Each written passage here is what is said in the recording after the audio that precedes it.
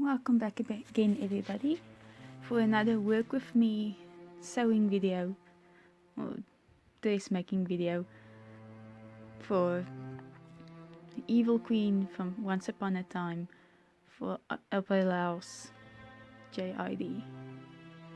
So I have 20 pattern pieces, 10 for the fabric, 10 for the lining, and 2 front center pieces, 2 front side, 2 side pieces, 2 side back pieces, and 2 back center pieces.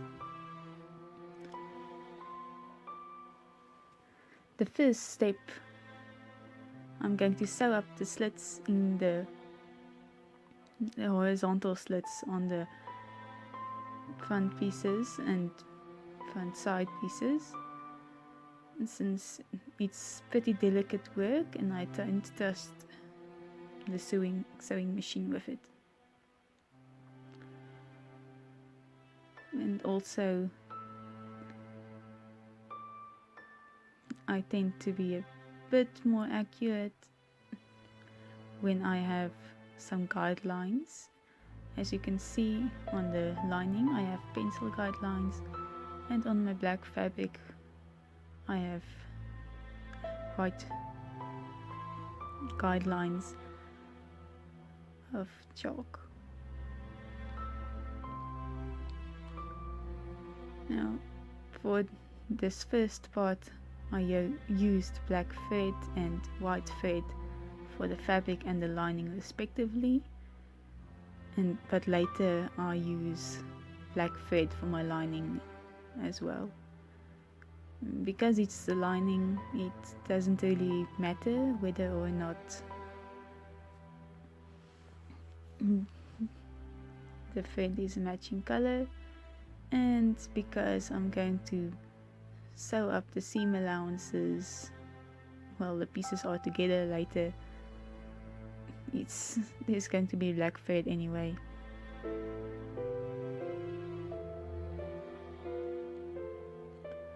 And the slits I'm working with generally is used to make a nice curve.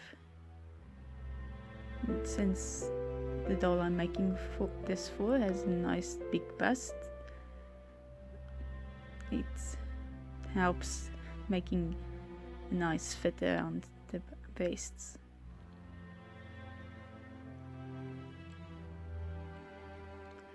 So I do the sewing for the fabric and the lining for the same piece at the same time, just to keep myself organized and so that I know what I'm doing.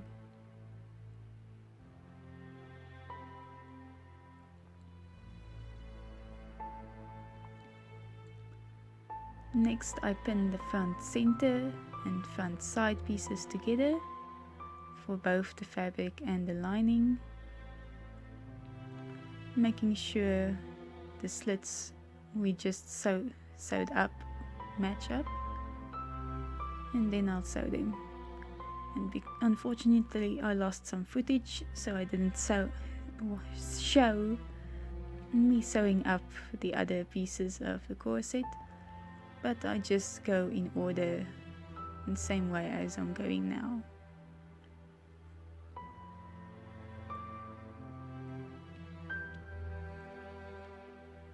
And then that's done. We have the fabric and the lining, and I'm checking it on the doll, or rather the dress form. Then I'm putting the two sewn pieces together, good side to good side, and I pin the bottom, making sure the seams line up and the seam allowances lay in the direction that I want.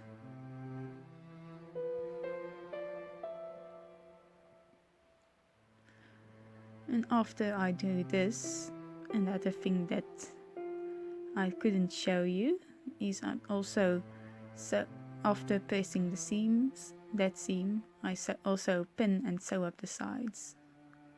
Here you can see I haven't done it yet because I want to pin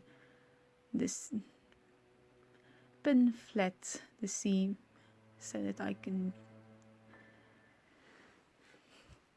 iron it flat And then after I've done the sides, I sew the seam allowance around the seams for that corset look.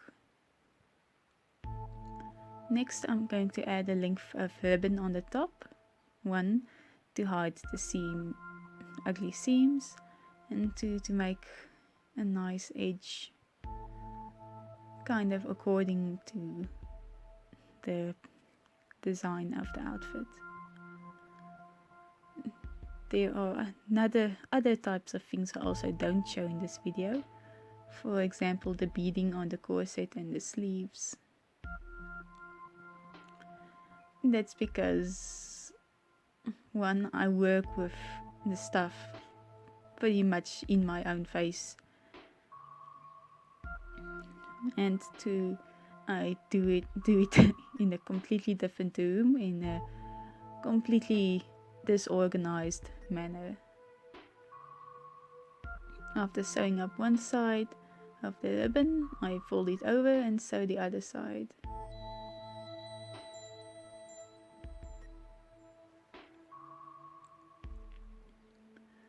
And after that I'm going to add some hooks and eyes to close up the corset on the back. Why not eyelets? Because I don't want it to be bulky, because we're going to add a top later.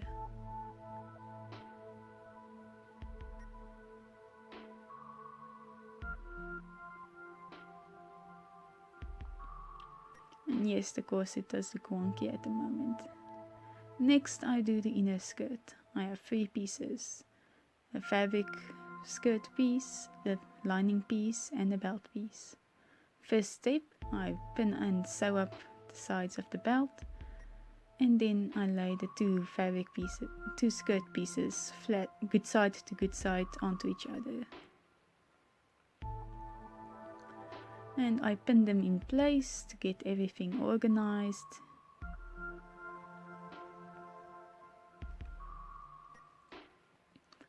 So the side seams there aren't going to go onto the lining, and the fabric isn't going to be sewn together.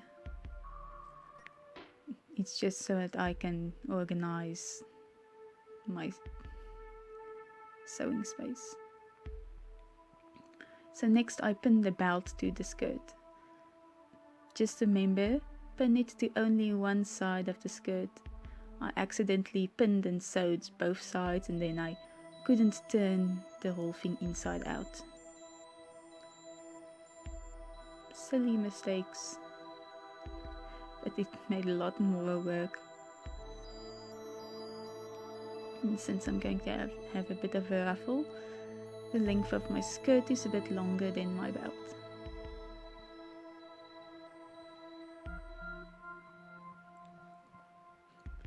And then I sew the belt. And then I pin the sides of the fabric, lining to lining and fabric to fabric,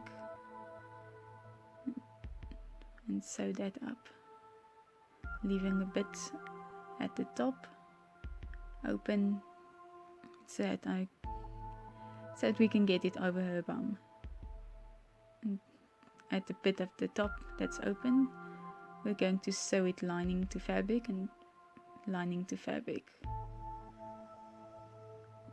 After that, I pin the the bottom edge of the skirt. Sometimes my words are so messy. I think I've said this before, but even though I love circle skirts, they're so tedious to finish off the bottom edge. After sewing, you can see I'm trying to pull the skirt inside out, but yeah, like I said,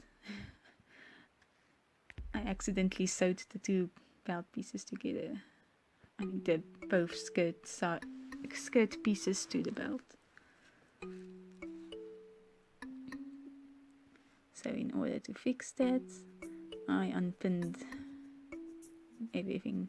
Well, I use the seam ripper to remove the belt.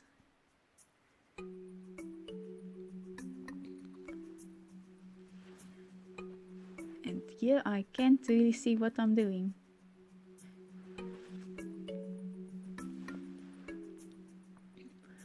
But since I've removed the belt, I'm going to add it on one side, and then turn everything inside out, and then use the invisible stitch or the ladder stitch, whichever you want to call it, to close up the other side of the belt.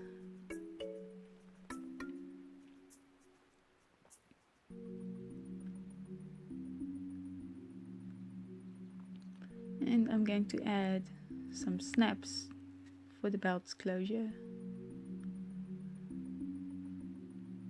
After that, I'm just going to iron, or rather press all the seams.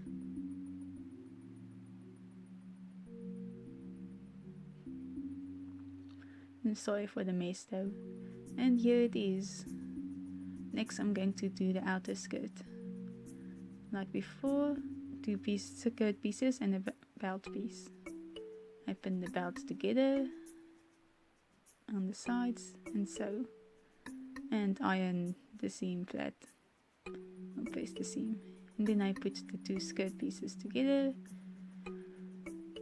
lining to lining on the sides and at the bottom.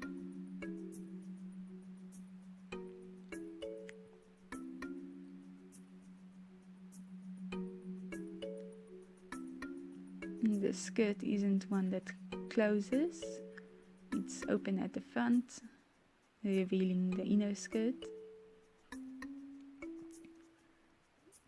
So yeah, and here I'm pinning my belt to the one side of the fabric.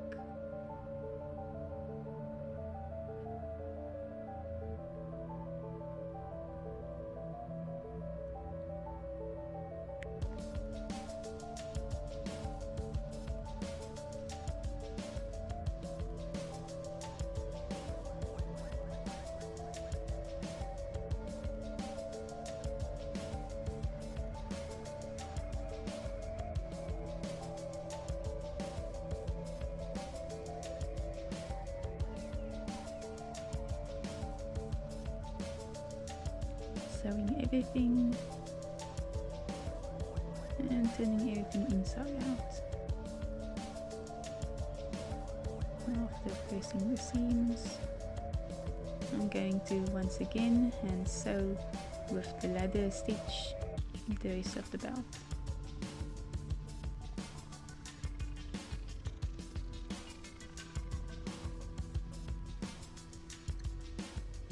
I honestly couldn't find the exact fabric I was looking for, but this denim with the flower print was pretty nice to use.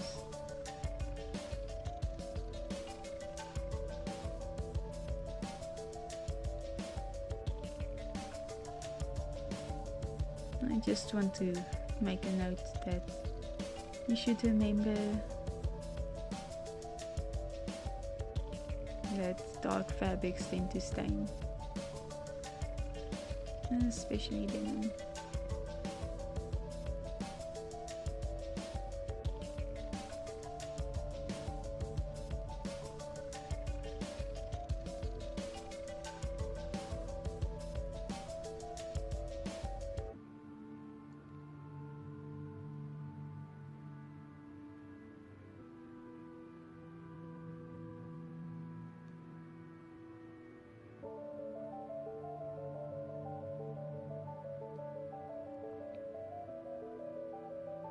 And sometimes my fabric doesn't align 100%, and so I finagle a bit.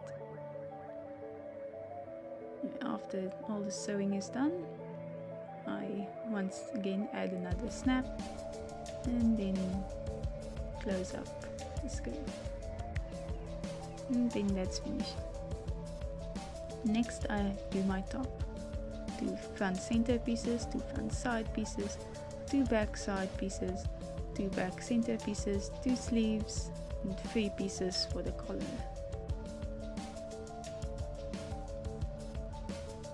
So my first step is to put the 2 back center pieces together,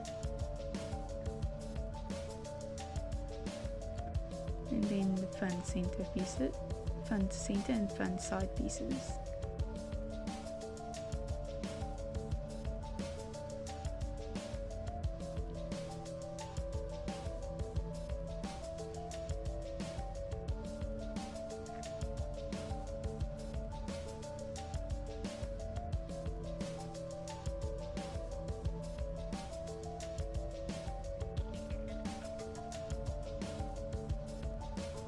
After that, I put the back center piece and the back side pieces together, one after the other.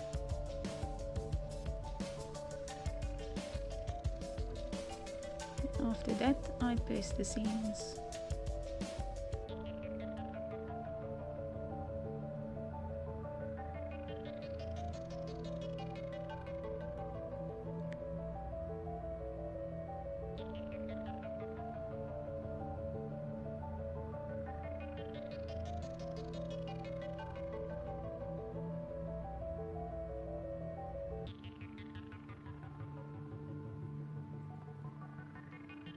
Then I put the front pieces and back pieces together at the shoulders,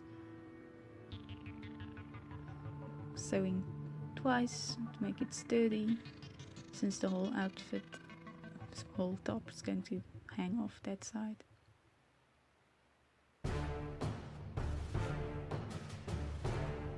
Here I'm cutting some craft foam to make shoulder pads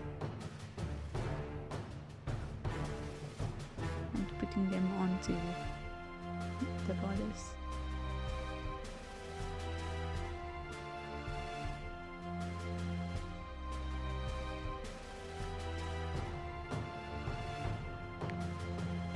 The design of the outfit doesn't particularly look like the fabric itself has pointy the pattern itself has pointy shoulders, but the fabric, the outfit does seem to have some shoulder pads. Next, open the sleeves to the bodice at the shoulders.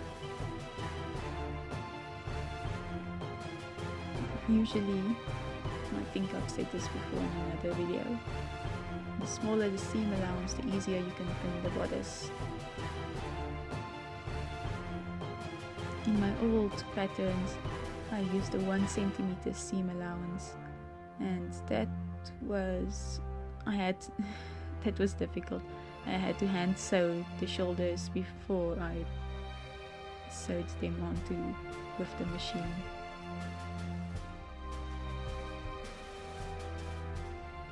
Next, I fold over the seams at the sleeves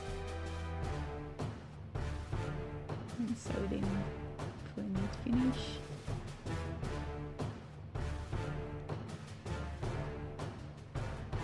Then I add my lace to my sleeves and sew that. And you can also see that I've pinned the edges of my fabric all around the front to make it neat.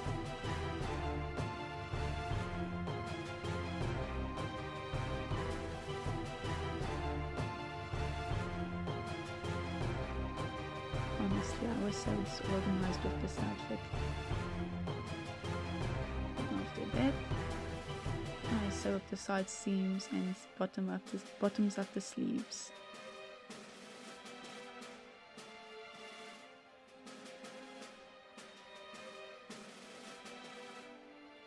Usually when I sew up the side seams and the bottoms of the sleeves, or the inner side of the sleeve, I start with the armpit because we have a seam there. And the rest I can finagle. So after sewing that up, I fold over and sew, well, after turning everything inside out, I'm going to fold over and sew all the rest of the seams at the bottom hem.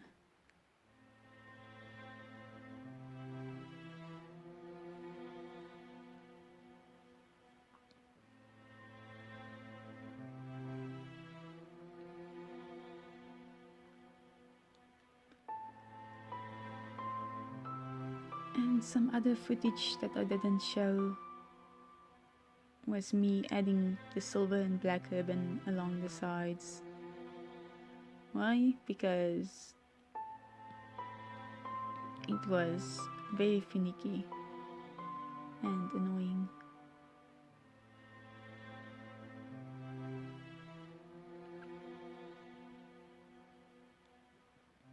Here you can see me pin two of the pieces of my collar together.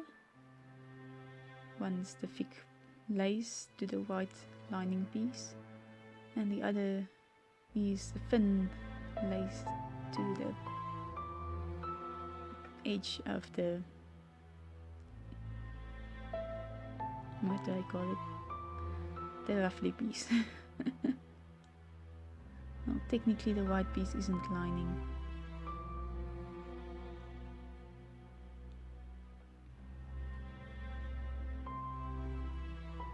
Yeah, I'm making sure the fit on the doll is perfect.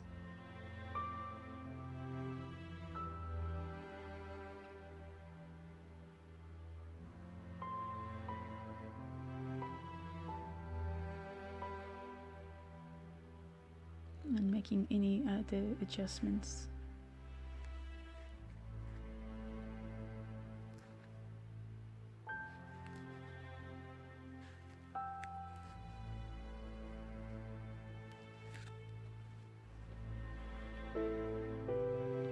And after that, I'm pleating the one collar piece. While I'm doing that, I'm going to talk about the so-called white lining collar piece. It's not really lining, it's an in-between layer. I couldn't find the exact fabric that I wanted, so I used some white fabric, and then I used a partially transparent lace to get the effect that I want. Because in all the pictures I used as a reference, it's a black with white detailing. So we have some black lace and white coming through the transparent pieces. Now we're pinning the pleats on the collar. I start from the sides, one side, other side, one side, other side, until I get to the center.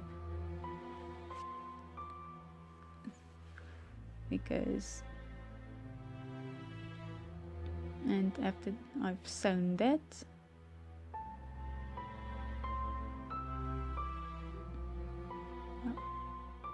I've faced seams.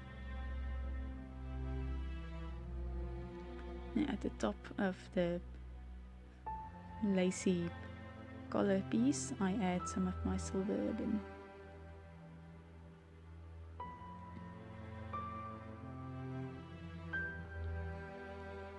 Since it was just practically a straight piece, it wasn't an issue.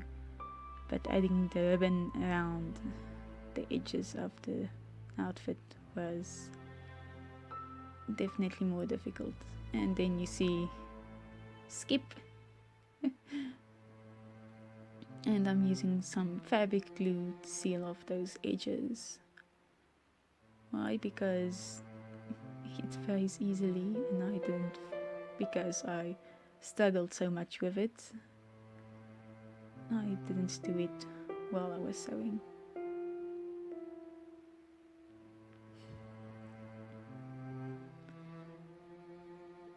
I used 2 overlapping ribbons to make the pattern I want. After that, I pinned the 2 collar pieces to the sides. At the sides. and flip it inside out, and sew along the bottom to keep them nicely together, and paste the seam. Then I add the collar to the bodice.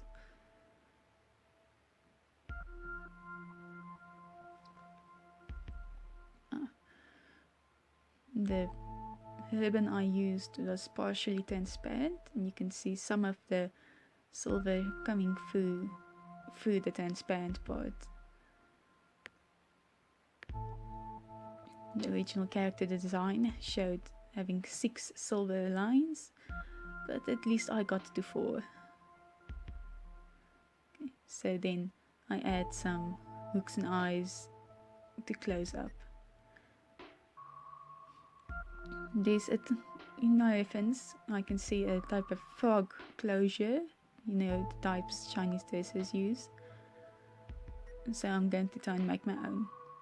I glue some ribbon to the needle and then roll it up and glue the other edge closed.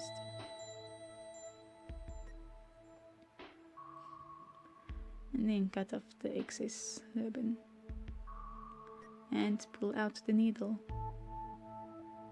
Well, obviously it's a bit too large, so I cut it in half while sealing the edges with fabric glue.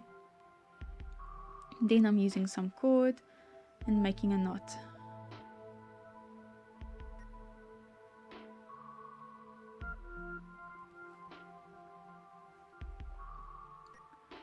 Then I start sewing the cord onto the dress, making sure it's nice and the thread is nice and sturdy, and trying to miss all the hooks and eye closures and not damaging my needle. Then I cut off the excess, and then I start sewing on my ribbon swirls.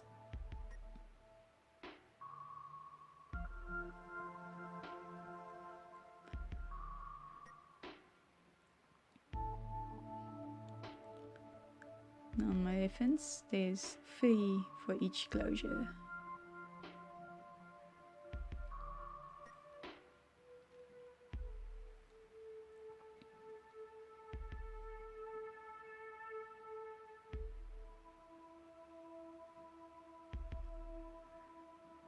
I didn't show it, but just to make sure that each piece is nice and centered, I go through them more than once, and then I tie a knot and finish up that side. And the other side's pretty much the same, except instead of a knot we just have a loop. So I sew down my loop and then add my ribbon swirls.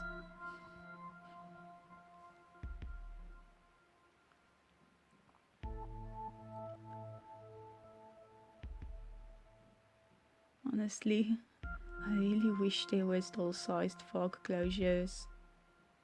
They're so pretty, but yeah, it's a bit small to get something nice that size.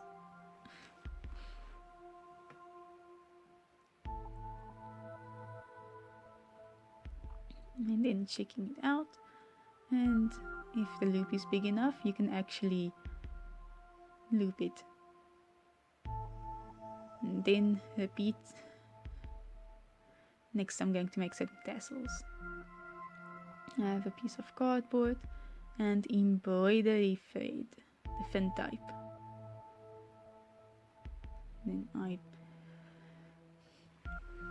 turn the embroidery thread around a piece of cardboard, and then I send a piece of normal thread through with a needle, and when I have enough embroidery thread I tie up the normal thread and cut the embroidery thread open at the bottom.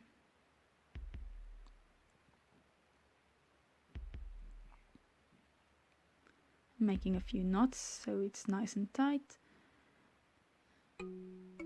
and then I use another piece of embroidery thread to tie a knot around the thread to bring the thread pieces together.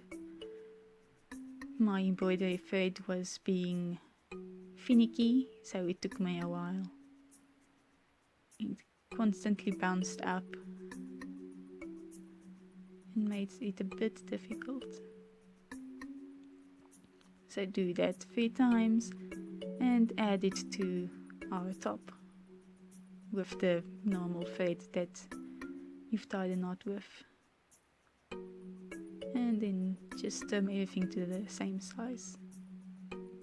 Then this is the only beading I show what I'm doing.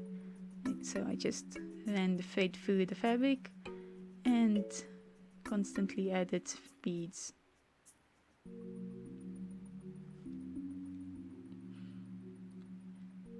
Then loop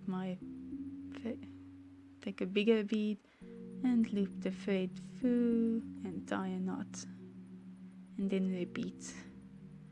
I added 3 of those types of bead tassels to the 2 front tassels. You can also see some of the beading I did on the sleeves over here. Unfortunately, I don't have any source of small beads, so it's not as delicate as I'd have liked.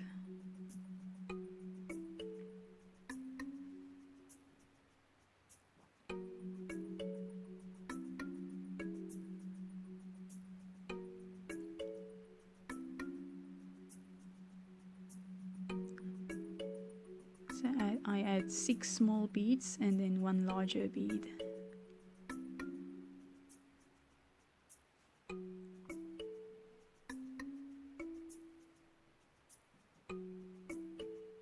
And I also use some fabric glue to make sure the thread stays in place, because sometimes it can be a bit annoying.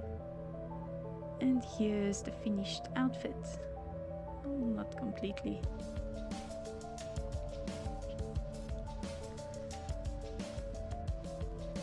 Honestly, I didn't make the top exactly as the original design of the dress, mainly because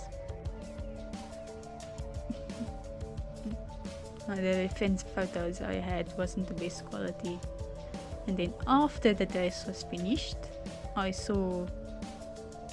found a high quality image, and the way I placed my seams is quite a bit different than the original placement. You can see the white shining through and all the silver ribbons. Tassels.